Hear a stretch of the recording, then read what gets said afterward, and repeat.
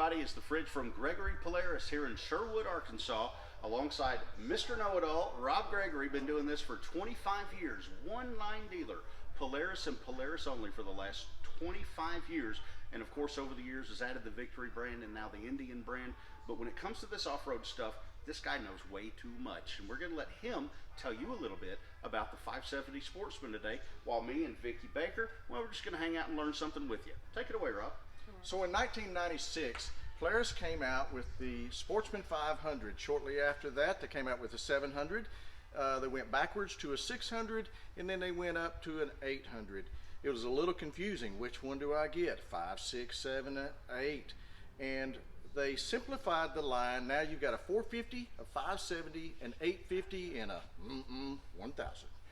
So in this 570 right here, you've got to shop the horsepower on this. So the 700 that we used to have was 42 horses. The 800 was 46 horses. This new 570 engine, double overhead cam, puts out 44 horses. So Bam. It's in that sweet spot. 44. So when you're shopping for an ATV and you're thinking about getting a 650 or a 700, don't disregard what this baby will do, because it's probably got more horses, and it's only called a 570 because that's the true CC size. All right, so a lot of times people talk about four-wheel drive. Well, I got my four-wheel drive. It's got four-wheel drive sticker. There's 4 basic kinds of four-wheel drives out there. 1 is effective, 3 fail. You want to know about them? Yeah, I do. I know about one of them, but tell me about the other ones. Yeah. Okay, so you got a 4x4 sticker, and everybody thinks, oh, I'm bad. Well, here's the facts. A lot of those 4x4s out there, only 3 wheels are going to work, which means only 1 wheel in the front is going to work. So anytime you get stuck, you're going to be stuck off camber, and 1 wheel in the front is going to have less weight on it. So the weight that the wheel that's in the front, let's say it's this one, the wheel that's in the front that's in the air and has low weight on it, it's the wheel that works. Well, you can't get out of your mud hole. You need that one over there that's on the ground to actually pull you out. It's not going to work. I mean, there's still some truth in advertising, though. There's 4 wheels on Well, it, right? if you right. Yeah. Right. Yeah, But if you were 4 stuck this way, then that one would work. So it is 4 wheels. You're not going to work together. Yeah. Right. And we got to work together nowadays. That's right. All right. So the second type is some of the manufacturers said, well, let's put a diff lock button on there. What's a diff lock? We're going to put a button, and that's going to get them out of the mud hole. The one that I know about that had a diff lock wasn't even a button. You had to stop and put it in neutral, and then you had to gouge the shifter down to do the diff lock, and then you couldn't turn. No. You know, it'd climb a tree, but So the thing about diff lock, the diff locks, all diff locks have a speed limiter on them. Yeah. And the reason why they got a speed limiter on them, because it's like a farm tractor. If it's in diff lock, it only pulls forward only. If you need to go around the tree, well, now we got to unhook now. You better get up and walk. We got to unlock now, so we got to get back around that. So it's forward only on diff lock. The third kind that a Canadian company has, it's pretty effective, but it's still not as good as ours. So the way it's called is a Visco. So you've got it's a what? Visco. It's like a cookie. I see. So is that Kind of like disco. Yeah. Disco. Yeah. Party. It's a disco, eh? Yeah. Hey. It's a visco, eh? Right. Get a 6-pack, go out on the Yeah. boat, man. All right. So on the Visco lock, you've got the wheel that's going to continue to spin. That's in the air. It's like a jack in the box. It's winding up. It's going to be 3 revolutions up to 8 revolutions of spinning before that wheel over there is going to work. The problem with that is the rear end was spinning as well, those same revolutions, and now you just dug deeper, hoping like that one wheel is going to actually get you out. Right. Yeah. Yeah. It's another fail. Yeah. Right. Terrible. It's a bad idea. So ours is on-demand all-wheel drive. So if you got the button here, if you look at the all-wheel drive button on that, it's stupid simple. That's a 2-wheel drive. If you want to play in the mud and get a little rear end action going on, you can. Drifting. You put it in, a little drifting. There you go. Drifting. Absolutely. All-wheel drive, and that means all 4 wheels are going to work. Now the way this happens is, let's picture this rear wheel being a clock. If we take that clock and we go to 3 o'clock and the front end didn't move at the same speed, then we had slippage. We had what's called a spin out. And the on demand is going to automatically come on. All 4 wheels are going to work. And by the way, when the on demand all 4 wheel is engaged, ours will still turn. It's smart enough to let, if we got this turn to the left, it's smart enough to let that inside wheel turn 1/8 of a wheel speed slower, or this one spin 1/8 of a wheel speed slower. And it's a true lock-to-lock ability. You can Right. you can lock to lock and still be in 4-wheel drive. And all 4 wheels are going I'm to sorry, spin. all-wheel drive. All-wheel drive. All. There's a AWD. difference. That's There's right. a difference. So the cool thing about it is you can forget, if you know the terrain is going to be mud hole, good, even, not so bad, but another mud hole or a hill, just leave the all-wheel drive button on, because it's on demand. It's going to come and go as needed. But you got to be in low range if you keep it in all-wheel drive. I would. That's It a will still recommendation. work in high, Yeah. but I would be in the low range. Yeah. And while we're on that subject about the low range and high, so you got a high, low, neutral, reverse, and a park, and that's a true park like your car or truck has. It's automatic, folks. Yep. Automatic. No, Polaris? no fumble flipping around trying to shift gears and clutch and Right. this. That. That's No, good for the automatic. girls. Automatic. We started out Yeah, as an that's good for the girls. automatic, and That's no shit. people bashed us for being automatic. Now, guess some what? men. Almost everything you look at is going to be an automatic, because they want to be like us. They want to be cool. Yeah. We Well, are cool. Look, I got to tell you, the ease of operation is the selling point for the Polaris. After being on the competitor brands out in a real world environment in the off-road parks and getting to learn the differences between what's available out there from the other manufacturers and what we have, the ease of use is hands down the hugest selling point for this Stupid thing. simple. Next to the fact that all 4 wheels work in unison with each other, those are just super cool traits that Right. these have that other manufacturers don't. So. Right. So if a lot of people ask when can I use high? Yeah. You can use high. Let's look at it as it being a 5-speed truck or a 5-speed other ATV that you used to have. If you're first, second, and third, you need to be in low. So if your terrain is first, second, or third capable, stay in low. Yeah. If your terrain would allow you to go into fourth or fifth, then you can use high. You don't want to leave the red light in 3rd gear in your 5-speed car. You don't want to do that. It's a bad idea. No. You're gonna slip a clutch. You know. Right. You don't pull a boat out at a launching ramp in 4th and 5th gear. That's right. You got to use low for Sure. that. You got to be in first gear, second gear to pull that boat out of the ramp. So, brake. Another cool thing about our brake system versus everybody else's is it's much safer. So you've got multiple things going on.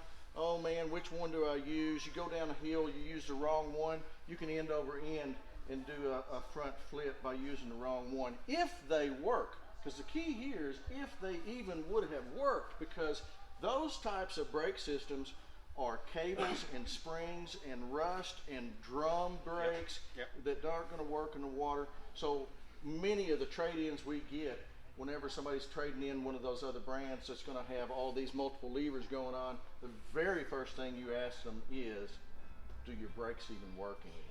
And 90% of the time they'll go ahead and fess up. Well, you know that one on the rear, it gave out last year. I'll be honest man. with you. When I was doing the way out training, I found myself in downhill situations on these things. Confusing. And it was a little confusing, just for me, because I don't do this all the time. But it was a comfort to know that right here, which on my motorcycle is usually a clutch, don't get me wrong, but it was a comfort to know that, because in a downhill situation I would probably clutch my bike anyway, but I was grabbing this a lot more freely and way more than the foot pedal. Well, Way the more. mentality is you drove your truck there. That's right. You drove your truck there pulling the ATV. You only had one brake pedal in your truck. That's right. That's right. What is all the other stuff got going on with that? Another feature on this that I really like too, Rob, is the safety feature of that brake. Right. You have to have it engaged before it'll start. Right. That's a bonus. So that's too. a bonus. Right. Yeah. So one brake lever does everything front and rear, and that's only on a Polaris.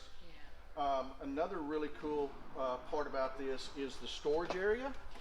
So for years, whenever I was growing up, there would be a milk crate that would be bolted on, drilled through, U-clamps, 5-gallon buckets the same way. So this is 6 gallons of that storage for that small stuff that you would be trying to throw around, and that leaves your rack open now. And it's, for and your it's vacuum sealed, cleaner. so the sealed part of it's going to enable you some water protection. It's not going to be waterproof, but it is going to be water resistant. Yeah, right.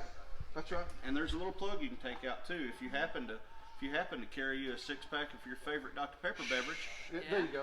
Favorite Dr. Pepper Get some beverage. tuna sandwiches and some Cheetos. Tuna sandwich are right up here. Yeah. Your 6-pack of Dr. Pepper right over Dr. here with some Pepper. ice should be good to go. Just Gotta Pick a have the nick. Dr. How neat is that? It's a built-in cooler, Yeah. almost. Chicken Nick. The other storage area about this is if we took this area right here, and it's about the same width, and it comes up right here up underneath that seat, and that access is right here and it's forgotten about. And there is more storage in there, you can lose something real quick. But you know what I put in mine back here? There's always going to be a can of off. Mosquito repellent, Yeah, good idea. tick repellent, it's always going to be back there. I ain't checking you for ticks, man. Right. I appreciate that. So this also, one of the great things about the Sportsman line is the independent suspension. So this is going to have 11 inches at its lowest point on the belly, and the independent suspension, it's none of that straight axle stuff. It's going to ride. I see there's a receiver back there. How much can I tow with this thing? Yeah. You're dead. Well, that's where you get a little technical, and people are going to ask me that all the time. So it's based on the Deadpool 1225 Deadpool is what that's based on. Yeah.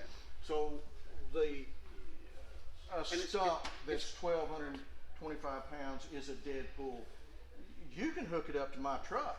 You can hook it up to my truck and her truck, both tied on. We actually displayed this one time pulling an 18-wheeler because it was rolling. It wasn't dead. Yeah. It wasn't dead weight. So dead weight is basically where that's That would be rated cool. at. Let's do a video of Right. that. And you got to know that's a conservative number because it has to be. So Yeah. Well, the other thing that's included in that 1225 in Deadpool is braking going down a hill. So what if you were to have a boat trailer hooked into that?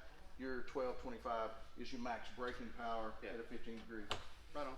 All right. So you got your independent suspension. We talked about the single lever braking, the storage, the 570, 44 horses. You're going to have to look at everybody else's 700 and the price range of that as well. And this is going to be a much better value. Also gotten away from analog technology. It's digital technology on your gauges. So that's another cool selling point. And did we mention that our factories are going to be in Minnesota, Iowa, Wisconsin, and Huntsville, Alabama? Yep. That's what I'm saying. Is that close to Greenbow? The Greenbow. It's Yeah. right around the corner from Greenbow. You got to say Alabama. So on Saturdays, we have a lot of people come in. They want to snatch and grab. On Saturdays, this is kind of our Saturday bike that's ready to go because there's quite a bit of assembly required on this. And we're going to keep these on display with the front bumper, rail, front and rear rail, and a winch. Big wheel kits are available. Multiple tire designs, multiple wheel designs. Well, we got 12 and a half, You can 13 pick inches those. of clearance with those tires. This one is going to be closer to 14 now. Oh, wow. Yeah. Yeah. This particular one's going to be closer to 14. And here's the deal. Don't get us wrong. This is the display model. We put these parts on here so you can see what you can do to your four-wheeler. But you come in here on a Saturday, you ask for the fridge. You want to buy this rig, man, we're going to sell you this rig. So don't be afraid of that. Just because it's got the parts on it for demonstration purposes doesn't mean we're not going to sell We'll it. to sell you. it. Yeah, we'll sell it to you right now. So, Yeah. pretty Right. simple. It's not just there to, but it gives you an idea of what it would look like rigged out. Yeah, absolutely. Hey, my name is Rob Gregory. I hope you elect us as your dealer. Give Lance or Vicky a call at 501-834-0344. We're located at 14106 Highway 107 in Jacksonville, Arkansas. And our phone number is And it's an election 501. year. And It's it is an election year. And I hope you choose Yep. us as your dealer. Right. I approve this message. 501-834-0344 is our number. What she said.